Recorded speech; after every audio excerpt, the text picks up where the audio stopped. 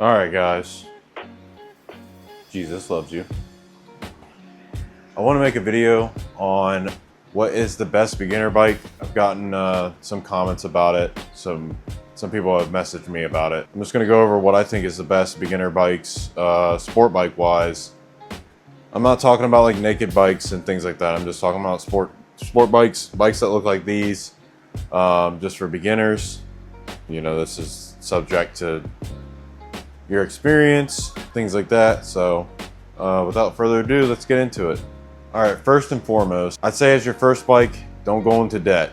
I'd say maybe try to find a good deal on Facebook Marketplace, you know, or go to the dealer and buy one there, but just buy it outright as your first bike. I like to stay away from debt. I mean, I'm in debt with this thing. That's because I already made my decisions. These things are toys.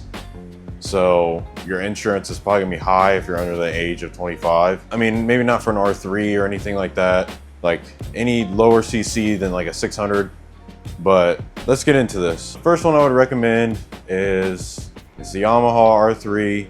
It's a 321cc inline twin that produces 41 horsepower. It's not a very fast bike, but it's not something to sleep on either. I haven't really run into anybody who has one. People say it's a good bike. I've seen a lot of people on their videos riding R3s. They're obviously enjoyable. I mean, any bike is pretty much. They look nice. I would recommend that as a first bike for sure. The seat height is 30.7 inches and it's 375 pounds. So it's a very light bike. Like I said, I think that's a good bike to start on. It's made by Yamaha, so you know it's gonna be reliable. So the next bike on my list would be the Kawasaki 400. It is a 399cc liquid-cooled parallel twin that produces 45 horsepower. The seat height on this bike is 30.9, so it's a little bit taller than the Yamaha, but not by much. And it also weighs 366 pounds. Like I said, it's another light bike. I actually rode this bike, and honestly, I loved it. I loved the bike. It was fun to ride. It was nice and nimble.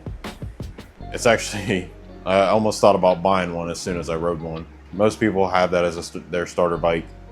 It's a great bike. I mean, I had no complaints when I rode it. But the next bike is actually the Kawasaki 650. It has a lot of rider aids and a lot of things to help new riders get into riding.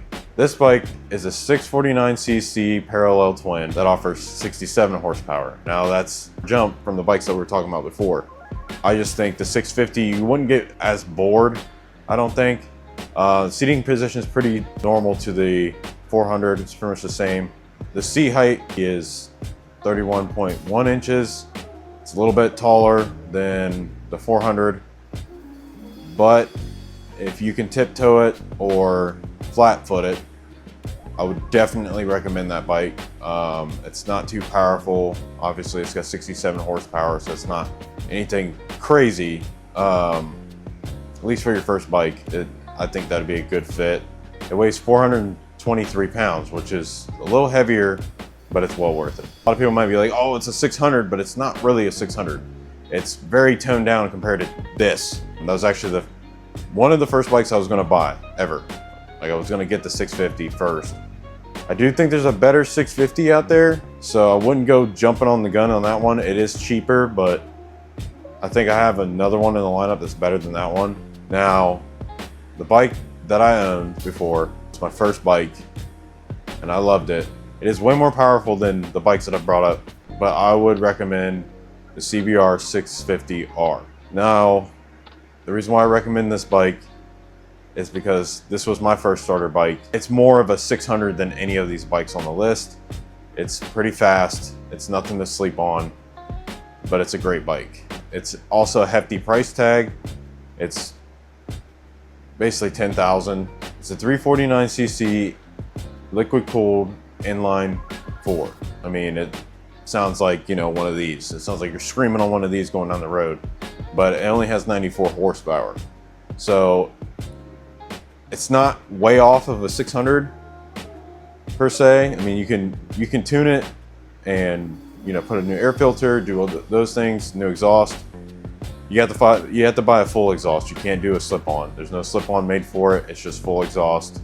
If you try to do a slip-on, you have to cut into the pipe anyways. I don't think they even make a slip-on. So you have to do full headers all the way through because it's all one piece. It's a really nice bike, you know. It has your inline 4. It sounds good. I liked it. Now, it's not anything to sleep on at all. You know, it's definitely a powerful bike. You need to watch, you know, what you're doing. But I'd say that is still a starter bike. The seat height is 31.9 inches. It is a little bit taller, but when I had it, it was a small bike. I mean, I'm a taller guy, bigger guy. So that bike seemed pretty small on me. I had some pictures of when I was on that bike, and yeah. The last on my list, which it seems like all of this is Kawasaki, but I love Honda. But my last one is the Kawasaki Ninja 4RR. I don't know much about the bike because, you know, it's like a more recent bike. I know they've been out for a while, but like I never really looked into them. But those are a 399cc inline 4. That bike is more of a race position like this. It's not as comfortable, so it's going to be kind of weird starting off on that bike for your first bike because you're going to be in an uncomfortable position. You're going to be more in a race position, tucked. I think that you should learn on something that might be a little bit more comfortable when you're first riding. The seat height is 31.5, about the same range as a 650R, and it only weighs 415 pounds. That's higher than the 300, the 400, and so on. But I think that bike would also be more fun. You know, you'll keep it for longer. The styling looks good. It looks like a really good bike. I've never ridden one. I kind of want to, but like I said, it's more of a race position. I feel like that also makes it hard, is not being on something that's more upright and more comfortable for new riders. That's pretty much my list of bikes. There's a lot more out there. You know, do your research. There's naked bikes. There's, you know, adventure bikes. There's cruisers. You know, if you want a cruiser, there's ones out there for you. Like, you know, Honda has the Shadow, stuff like that. They're more well-tamed. I was just doing sport bikes because that's what I like. But yeah, guys, if you liked the video, you know, hit that like button, share, subscribe. I got more content coming. And follow my TikTok and my Instagram, and I will see you guys on the next video. See ya. Again, Jesus loves you.